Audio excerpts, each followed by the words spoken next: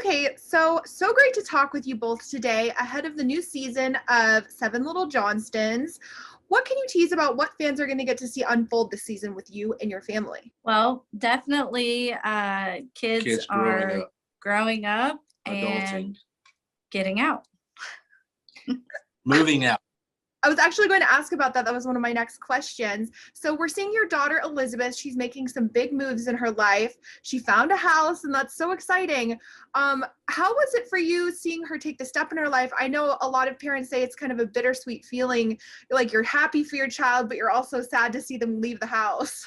I definitely think that it's exciting and a proud moment. Elizabeth is our child that's most eager to grow up and to adult, and she's always, even as a young teenager, wanting to, she was very inquisitive about like bank account and credit card and driving and things like that, but just more than the average teenager is. Elizabeth has always what we call forecasted. She's always pre-planned and forecasted. I'm not talking like I'm going to do this next week. Elizabeth's like, when I turn 24, I need to have my nursing degree, my bachelor's degree. I need to be married because by the time I'm 26, I want to have a kid. That's the way Elizabeth forecasts. She's very planned, very scheduled. She came to us with her plan and her budget and, what she's going to do. So to be clear, we haven't told Anna and Elizabeth that they have to move out. This is a choice that they have made. Now, Jonah, of course, you've seen earlier on in an episode that Jonah got burned out of college, and he's put college on hold, and he's been working full time, but he was kind of coasted. So we had to give some persuasion and some motivation to him and tell him that if you're going to work full time, you're going to pay your rent, and you're going to be looking for your own place to stay if you're not a full-time college student. So out of all of the big kids, Jonah is the one that we have told that, we need to make some plans, and we just can't live off mom and dad. I definitely think that's totally fair and understandable. And I was also going to say, speaking of Elizabeth, we love a girl who has a 10-year plan. I can definitely relate to that. Fans, I know you mentioned her relationship. Fans love her relationship and seeing it on the show. Can you see them potentially walking down the aisle together? Do you think he's the one for her? Not just us as parents say that we don't discuss that, or not that we wouldn't discuss it on camera or with viewers, but we don't discuss it at home, and she doesn't either. I mean, I think really her biggest plan and goal right now is they are enjoying dating, and she is very focused on getting into nursing school, getting her BSN, her bachelor's of nursing, and then moving right on into getting her nurse practitioner's license. So I think it'll be a little while. When mom talks to Elizabeth about moving out, she's very excited about it, but it's the other way around with me. I can tell you right here and right now, you tell dad that you're going to move out and you don't have a full-time job, dad's going to be like, no. I just want like a little more excitement about me moving out. What excitement do you want? No, never mind. No, what excitement do you want, Anna? I don't know. Anna, this is not good. I refuse. You're not going to have this pity is on me, poor Anna. No, I'm done playing this game. So your daughter, Anna, we saw in the trailer for the upcoming season that you guys were both a bit hesitant about her moving out. Can you explain a little bit why you were feeling that hesitancy for her to leave the house? So we're always supportive of Anna wanting to move out, but there's a right way to move out and a wrong way to move out. And when our kids move out, we want them to be successful, even when they need to raise their hand and ask for help. Not financially help, but, asking questions and giving advice and things.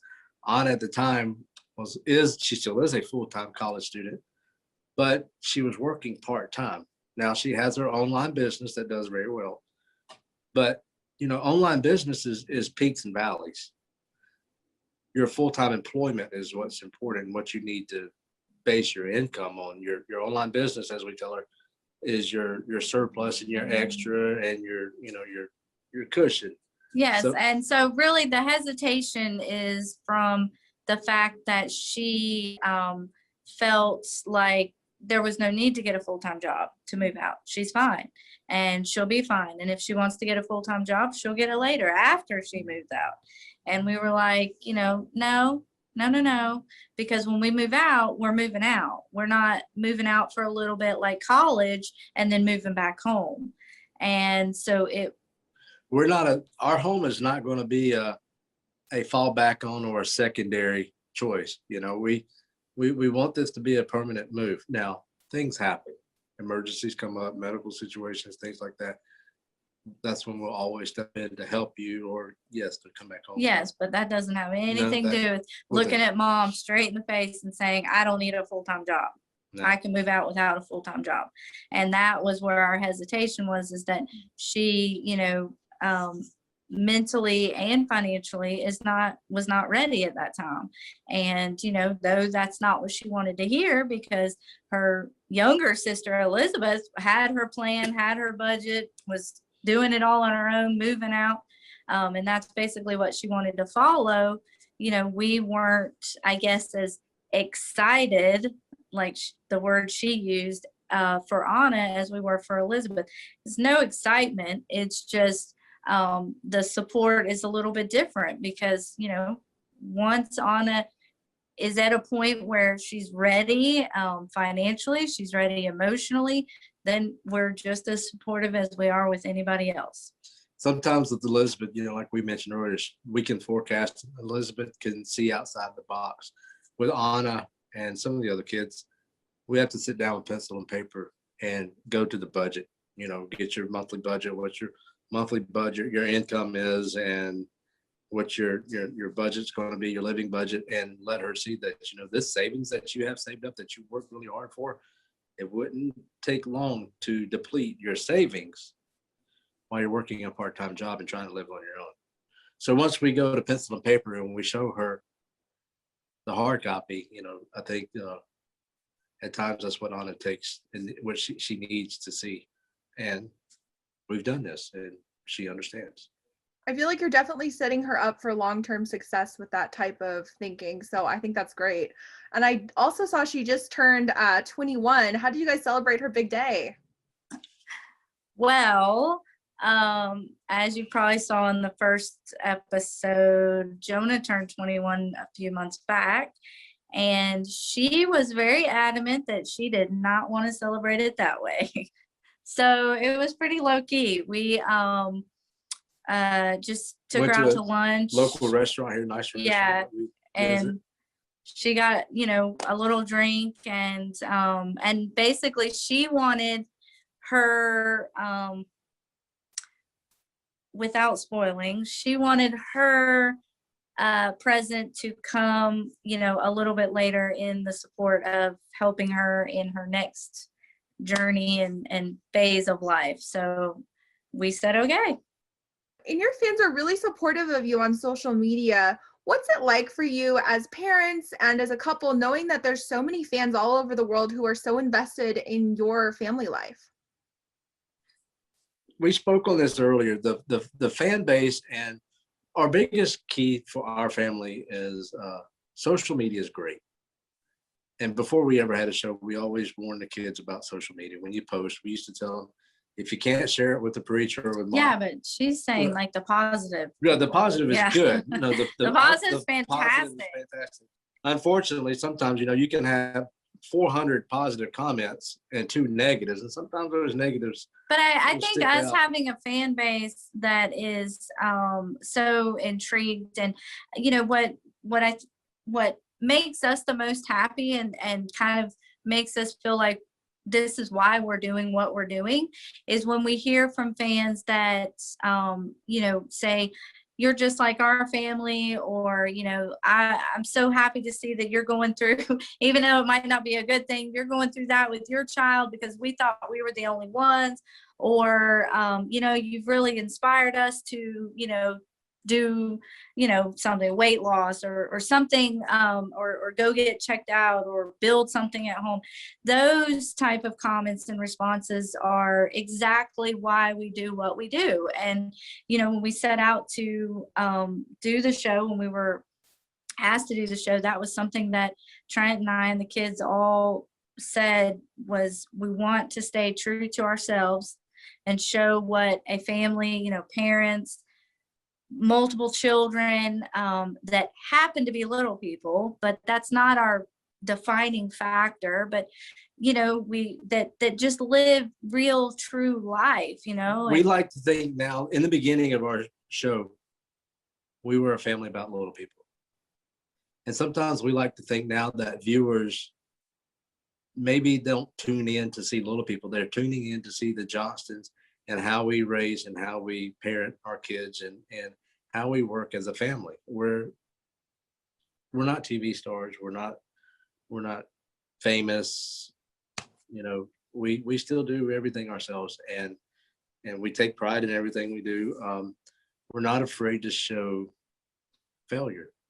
But at the same time, we're going to show the second round where we achieve it, or the third round when we achieve.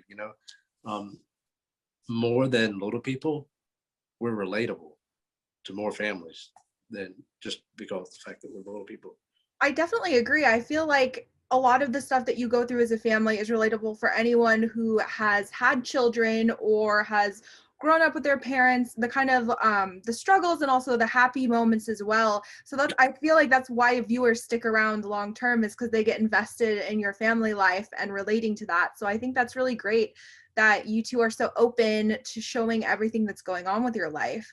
I was going to ask though, is there ever anything that you wouldn't want to put on the show? Because I know you show a lot of like the stuff that's going on with your children and with each other, but is there anything that might be off topic for you, or do you just like to lay it out there as it is? We keep finances pretty personal. Of course, if you read online, it says Trent and Amber are worth like $10 million. And, we're going to join that hunt too one day to find out where all that is. We never discuss finances, but that's just not on the show. Amber and I have never talked finances with our kids. We've always worked our tail off to provide. If we couldn't do something for them, then we chose to do something else. But I really feel like, besides that, and that's boring anyway, so people wouldn't want to hear about it. I don't think there's much that we wouldn't talk about, we wouldn't share. The kids, do we exploit ourselves as the Johnston family? Well, we're on television, of course we do. But there's a difference between exploiting yourself in a positive manner or showing real life stories versus hanging your laundry out there. And we don't have no dirty laundry. I mean, we really hang it all out there. But there's parts. No, there's not. But there's really parts of maybe honest story that viewers didn't get to see because of it was viewed. Yeah. It was caught on camera, but maybe editing didn't show it. Mm-hmm. So they put the heat on mom and dad when I'm arguing with Jonah or Amber's arguing with Anna. But no matter it's not the fact that we wouldn't share it. It's just, we shared it on camera. There's hours that have to be cut down into minutes, and sometimes it doesn't make it. But as far as like a specific topic or event or something in our life that has happened, no, honestly, I think it's the reverse. There's things that have happened, and we're film crews here, whatever, and we totally were not planning on something to happen. And our crew knows there they're are like, times hey, when they don't know what's coming out of the closet. Do you want to share it? And we're like, yeah, let's think about it. Let's figure out the best way, not meaning to make it the most positive, but just so we can, share the whole story. And so I feel like we could all seven say we're pretty much an open book. Yeah, we talk about everything from Trent and Amber parent sex to, making sure our kids are on the up and up, and showing. Or when our kid spray paints the school. And yeah, that was, obviously not planned. But it's there are times when we've been very fortunate to have our crew for a long time, and we're all friends and kind of like a second family to us. Every Tuesday night, we have what we call a producers meeting with our film producer this year. and we go over our weekly schedule, and they bring ideas, we bring ideas, or the things that are really life going on in the Johnston family. And they say, well, can we share that? How can we put this in a story? So we get creative, and it's real. It's not scripted, but we have to put it into a story that Makes sense. fits 44 minutes of television. So, there's a lot of work into it. And I think there's more work into it when it's not scripted and it's real and it's authentic and organic. It takes more work.